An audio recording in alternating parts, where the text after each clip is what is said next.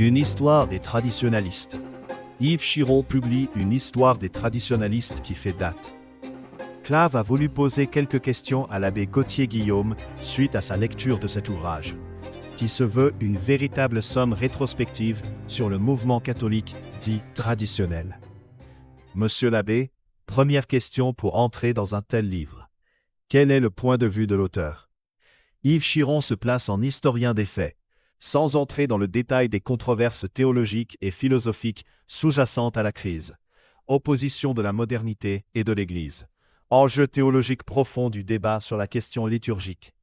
Son travail est le fruit de plusieurs années de recherche et d'une longue fréquentation du mouvement catholique dit traditionnel, dont on peut dire que l'auteur lui-même est une figure. Il présente toutefois à notre sens une vision objective et dépassionnée de l'histoire de ce mouvement.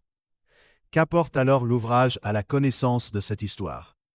Une des principales avancées du travail d'Yves Chiron est la puissante synthèse qu'il offre de l'ensemble de l'histoire de la question traditionnaliste, avec une réelle profondeur de champ et une universalité du domaine couvert, au moins en ce qui concerne la France. Il fait débuter son histoire au XIXe siècle, permettant de percevoir la profondeur des racines du débat opposant les catholiques appelés traditionnels, autrefois intégraux ou intransigeants, à une frange plus progressiste. On perçoit ainsi l'ancienneté de la question et l'amplitude des thèmes concernés, bien au-delà du seul domaine liturgique. Quelles sont les racines du mouvement traditionnaliste?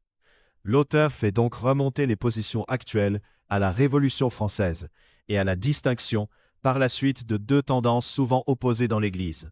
Des catholiques intransigeants, opposés aux principes révolutionnaires, et d'autres plus libéraux, qui acceptent les évolutions sociales et veulent fonder une chrétienté nouvelle en incorporant ce que la modernité apporte de bon. Il analyse aussi le mouvement vers Rome des catholiques français du XIXe siècle.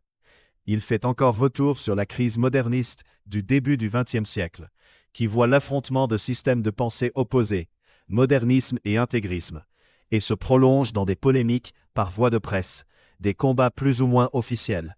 On redécouvre ainsi la Sapinière, groupe non officiel de censure des idées trop progressistes. Quelle sera l'issue de cette opposition? L'auteur y voit un véritable triomphe moral du progressisme avec la Seconde Guerre mondiale. Assimilé au régime totalitaire, le mouvement conservateur est disqualifié face à l'immense aura du communisme qui influe jusque dans l'Église. Cette période complexe de l'histoire de France et de l'Église donne l'occasion à Yves Chiron de montrer que l'amalgame fréquent du mouvement traditionnaliste et de milieux pétainistes et collaborationnistes n'a pas lieu d'être. On retrouve les futures figures du combat de la messe, aussi bien côté Londres ou Alger que côté Vichy. La vision du monde des catholiques change dans le bouleversement des Trente Glorieuses, dans un esprit d'ouverture accentué au monde moderne. Psychanalyse, renouveau patristique et biblique, intérêt pour la philosophie moderne et rejet global de la pensée traditionnelle. Malgré la résistance des catholiques conservateurs de la Triple Alliance, Saint-Office, professeur des universités romaines, revues classiques françaises telles que la Pensée catholique, Yves Chiron constate que l'affrontement est disproportionné dès les années 1950. La victoire progressiste y semble déjà acquise, alors même que Pie XII trône sur le siège de Pierre, et que théologiens les plus avancés se plaignent d'être mis au banc. Dès avant Vatican II, on assiste ainsi aux condamnations épiscopales de Pierre le Maire ou de la Cité catholique. Arrivons-en donc au Concile. Quel est son véritable rôle? Dans cette situation complexe, le Concile joue pour l'auteur un rôle de détonateur, où la majorité réformatrice, emmenée par des figures très influentes, les cardinaux de l'axe rhénan, Hollande, Belgique, France, Allemagne, Autriche, semblant bénéficier du soutien des papes, donne le ton. Plus encore que l'aggiornamento de l'Église, en théologie, liturgie, vie religieuse, place des laïcs, c'est d'abord le rapport au monde qui change. L'Église veut sortir d'une logique d'affrontement avec la société moderne pour l'évangéliser. Yves Chiron mentionne aussi l'influence immense du Concile des médias. Qu'observe-t-on après Vatican II? L'auteur remarque par la suite un mouvement paradoxal. Effondrement de la pratique et ébranlement violent des structures catholiques, d'une part, et en même temps, impossibilité de formuler la moindre critique envers le Concile, devenu l'horizon indépassable de l'Église moderne. Et la messe. Pour Yves Chiron, la question de la messe va être la pierre d'achoppement sur laquelle vont s'aiguiser les sensibilités et se concentrer les combats des années suivantes. Monseigneur Lefebvre était connu des catholiques conservateurs français depuis les années de Vatican II. Sollicité par des séminaristes et leurs familles, il finit par envisager la fondation d'un convict d'étudiants ecclésiastiques à Fribourg en 1969, puis d'un séminaire à proprement parler en 1970. Ce sont les débuts des cônes et de la fraternité sacerdotale Saint-Pie X. Le succès rapide de cette initiative va bientôt lui attirer des ennuis avec ses confrères dans l'épiscopat, mais entretient les espoirs des traditionalistes du monde entier. Les relations avec Rome se tendent rapidement, alors que les prises de position de Monseigneur Lefebvre sont de plus en plus radicales. La déclaration du 21 novembre 1974, faisant suite à une visite canonique jugée très malveillante, fera date, avec la dénonciation de la Rome de tendance néo-moderniste et néo-protestante. La tension ira crescendo jusqu'à la Suspensa Divinis de 1976, qui médiatise le combat de la tradition. L'élection de Jean-Paul II a-t-elle changé la donne? Après le froid de la fin du pontificat de Paul VI, l'auteur note qu'un espoir fort est suscité en 1978 par l'élection de Jean-Paul II, qui ne semble pas mal disposé envers les traditionalistes. Un accord dogmatique semble pouvoir être trouvé rapidement sur l'épineux sujet du Concile Vatican II et de son interprétation.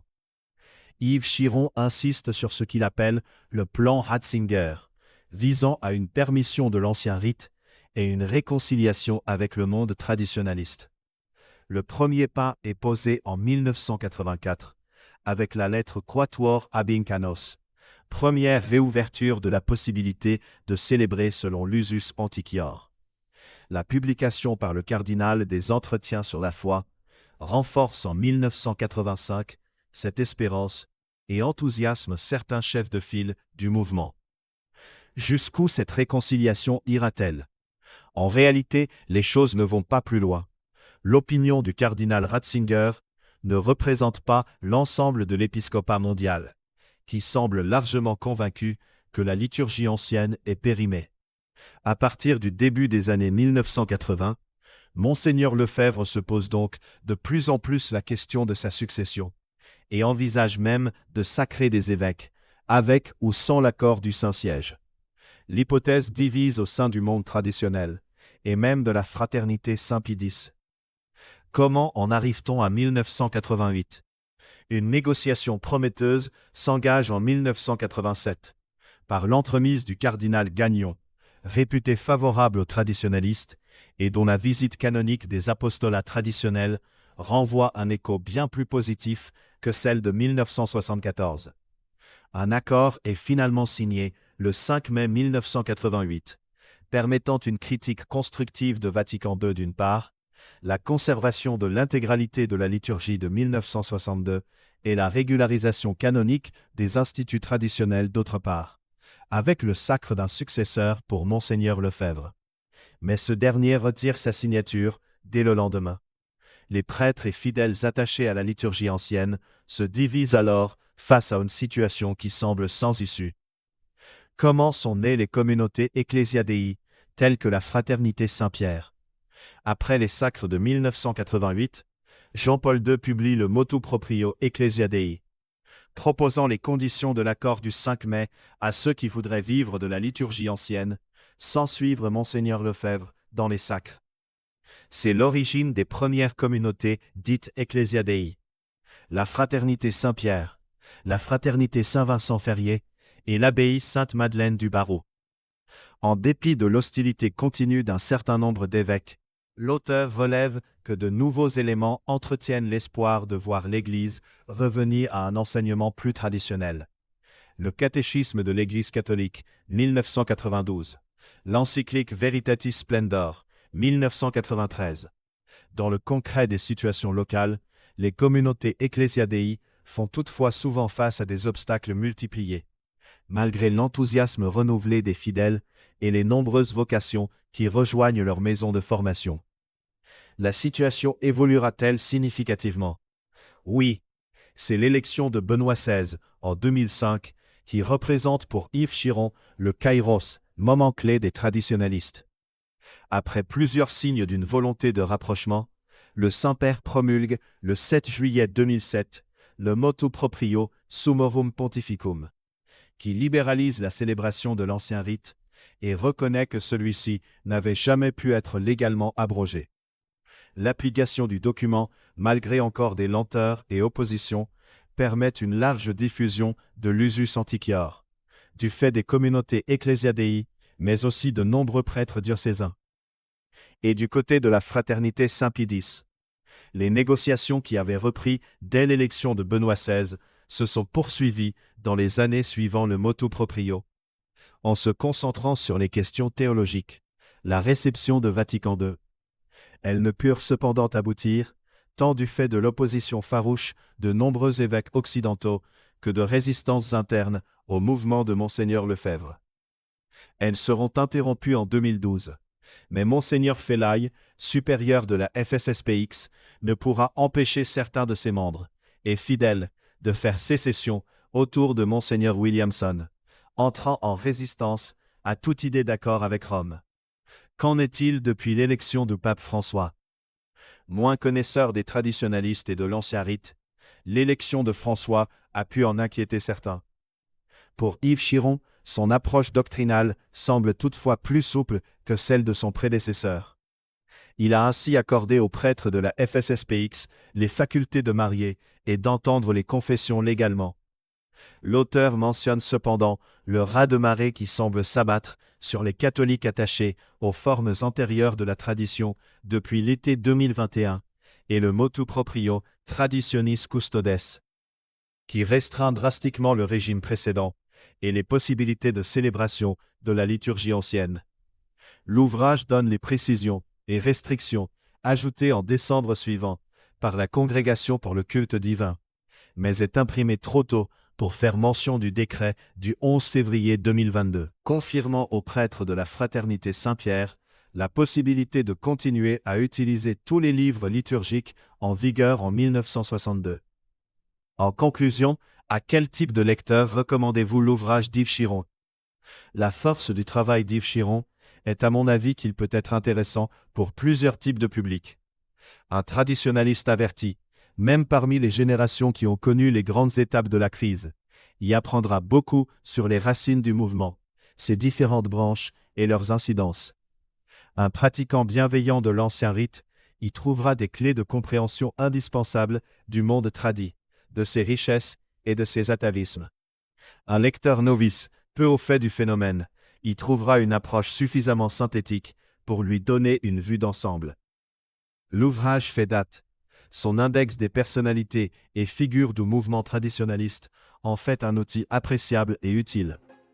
On peut juger qu'il appelle des approfondissements certains pour mieux connaître et faire connaître la complexité et la richesse du mouvement.